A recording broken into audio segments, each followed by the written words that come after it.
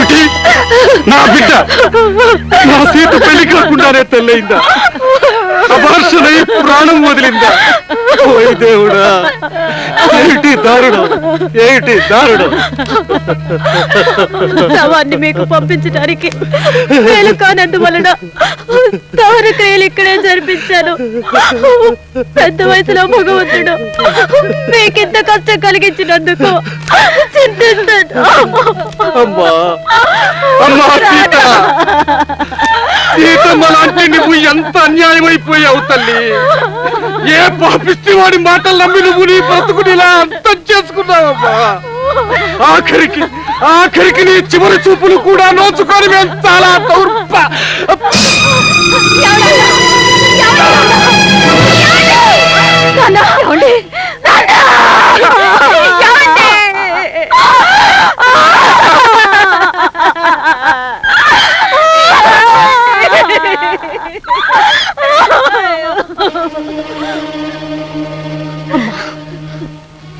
నాన్న మీద ప్రమాణం చేసి చెప్తున్నాను, అమాయకురాలైన అక్కని మాయ చేసి తల్లిని చేసి అక్క చావుకి నాన్న చావుకి కారకుడైన నీచుణ్ణి ఎక్కడున్నా సరే వెతికి పట్టుకొని నా చేతులతోనే వాడి ప్రాణం తీస్తాను. అప్పుడే నా కసి పగ చల్లారుతుంది.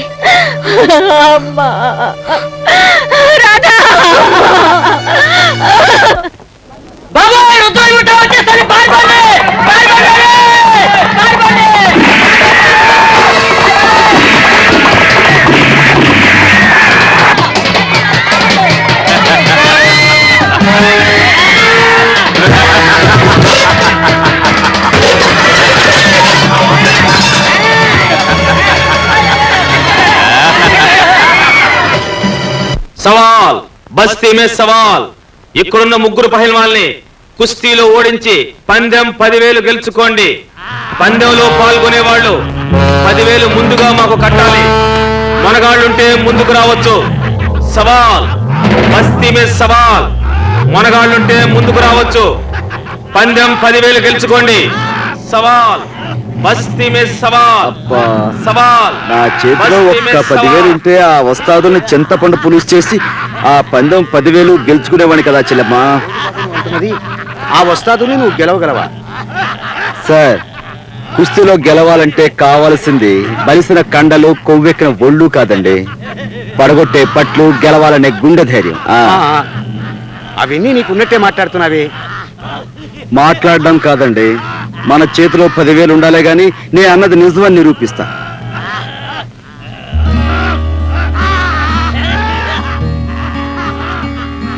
ఇదిగో 10,000.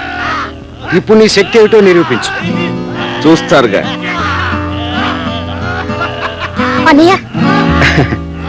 మరేం పర్వాలేదమ్మా, నేనంటే ఏమిటో ఈ పెద్ద మనిషికి ఆ వస్తాదులకి ఒకేసారి చూపించొస్తాను.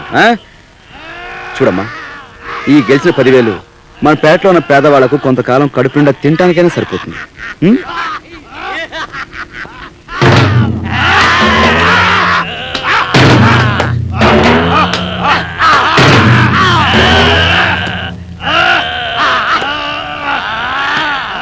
ఇదిగో పందెం డబ్బు 10,000. నీ సవాల్ని ఛాలెంజ్ చేస్తున్నాను.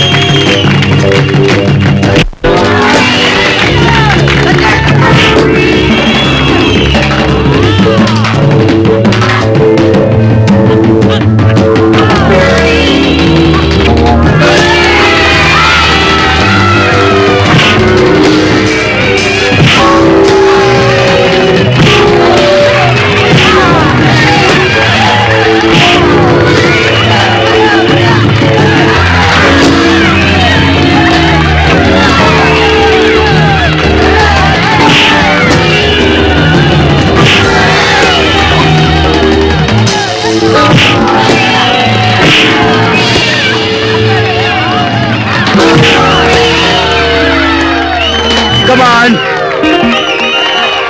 Come on! Come on!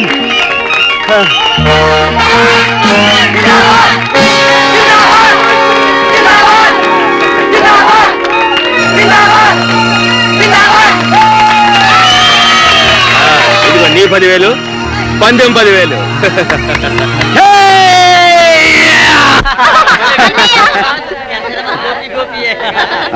చూసారా సార్, అన్నమాట నిలబెట్టుకున్నాను. ఇదిగో మీ 10,000. నీ పేరేమిటి బాబు? గోపి. చూడు గోపి, ఉమ్. నిన్ను పందానికి పంపింది నీ పోటీ చూసి సరదా పట్టానికి కాదు. నాకు తెలీదా సార్, ఈ రోజులో ఎవరండి ఉత్త పుణ్యానికి ఓ మనిషి నమ్మి 10,000 పందెం కాసేది? కరెక్ట్ గా ఊహించావు. నీ వల్ల నాకు సాయం కావాలి, చేస్తావా? విషయం వినందే మాటిచ్చే మనిషి కాదు ఈ గోపి. ముందు విషయం ఏమిటో చెప్పండి. చూడు గోపి, ఈ పక్కనే ఉన్న గోపాలపురం ఎస్టేట్కి నేను యజమాని. నా పేరు గజపతి. మా ఎస్టేట్ పక్కనే ఉన్న అడవిలో రుద్రయ్య అనే భయంకరమైన కిరాతకుడు తన ముఠాతో ఉంటూ చుట్టుపక్కల పల్లెల మీద దాడి చేస్తూ అమాయకుల్ని హింసిస్తూ మా ఎస్టేట్ని దోచుకుంటున్నాడు. వాడిని పట్టుకోవాలని ప్రయత్నించే పోలీసుల ప్రాణాలు తీస్తున్నాడు. వాడి అంతు చూడటానికి సరి అయిన వ్యక్తి కోసం నేను ఇంతకాలం వెతుకుతున్నాను. ఈ నాటికి నువ్వు కనిపించవు. నీకెంత జీతమైనా సరే ఇస్తాను. నా ఎస్టేట్కి మేనేజర్గా వచ్చి వాడి అంతు చూడాలి. సార్, మీరిచ్చే జీతం డబ్బులు కాసిపడి ఇక్కడున్న నా వాళ్ళని వదులుకుని నేను రాలేను సార్. అంతేకాదు, ఒంటరిగా ఉన్న నా చెల్లెలను వదులుకొని అసలు ఎక్కడికి రాలేను. నీ చెల్లెల్ని వదులుకుని నువ్వు ఉండలేకపోతే ఆమెను కూడా నువ్వు ఎస్టేట్కు తీసుకుని రావచ్చు. ఒప్పుకో అన్నయ్య.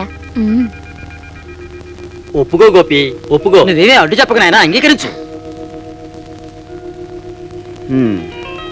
గజపతి గారు, done. Thank you.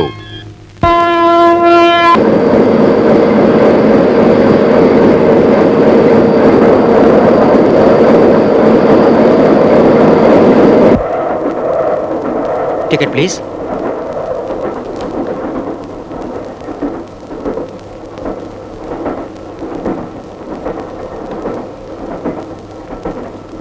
Thank you sir. Ticket please. ఏమిటమ్మా ఇది? టికెట్స్. ఏ క్లాస్ టికెట్స్ తెలుసా?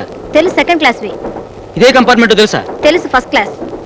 సెకండ్ క్లాస్ టికెట్స్ తో ఫస్ట్ క్లాస్ లో ట్రావెల్ చేయకూడదు. అది తెలుసు. తెలిసింది ఎక్కావు?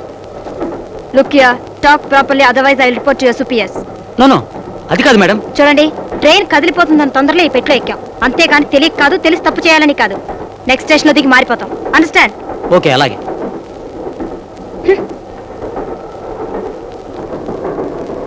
చాలా ధైర్యం ఉన్న అమ్మాయివే. ఆ మాత్రం ధైర్యం లేకపోతే ఈ రోజుల్లో బతకలేం సార్.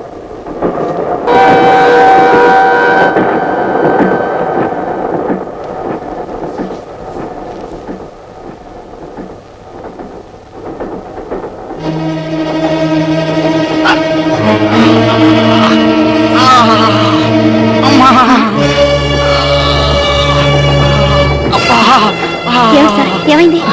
గుండెపోట్లా ఉందమ్మా.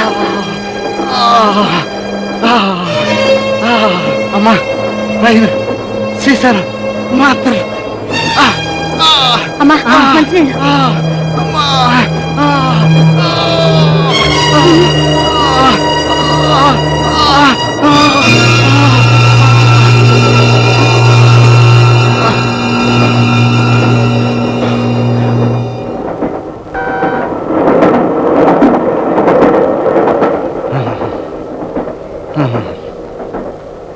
ఇప్పుడు ఎలా ఉంది సార్? ఇప్పుడు పర్వాలేదమ్మా. సమయానికి ఆ మాత్రలు ఇచ్చి నా ప్రాణాలు నిలబెట్టారు. నిజంగా ఆ దేవుడే మిమ్మల్ని నన్ను కాపాడడానికి పంపించి ఉంటాడమ్మా. నిజమే బాబు గారు, ఏదో ఒక మంచి కారణంతోనే మనుషులు కలుపుతాడా దేవుడు. అవునమ్మా. ఇంతకీ మీరెవరు? ఎక్కడికి బయలుదేరారమ్మా?